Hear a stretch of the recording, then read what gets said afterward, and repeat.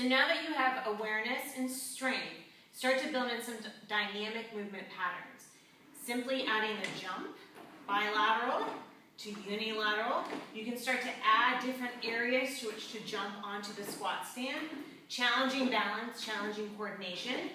Again, as mentioned earlier, you can put a different surface to which to land on.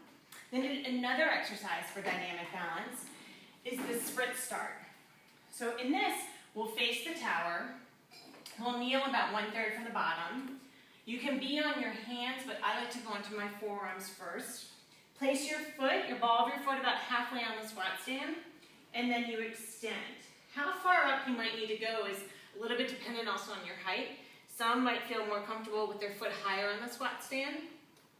You want to get that nice extension, keeping the heel lifted, and then come back.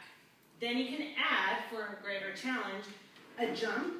I start first by looking through and looking at where I'm landing, and then you can transition by looking forward and really adding on that dynamic balance and proprioception. You can also take it up one more notch, again, hands or forearms, to where you keep your foot planted and you lift the leg on the glide board, and then you come back and forth. If you notice, I'm doing a lot of these exercises without shoes on, and my intensity is not completely high. Because the foot, I want to have a lot of tactile feedback, and shoes are great to help with balance, but we're working on balance and strengthening the ankle. So in this particular case, I'm keeping my shoes off. And then lastly, don't ever forget the power of the lunge. From here, you can stand on the glide board, you can face forward, you can really think about you have a softer surface with the glide board. How is that foot stabilizing? You can change the incline height.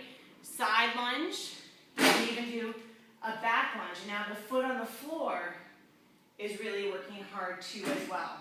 You can also have both legs straight and be adding a little bit of eccentric component. That's your lengthening the muscle as well as you're trying to strengthen it. You can come forward a little bit, really lengthening out the back, come back up, and then lunge. And that is very functional for how we walk and how our calves move with everyday life. So I hope those exercises work well and your ankles get stronger.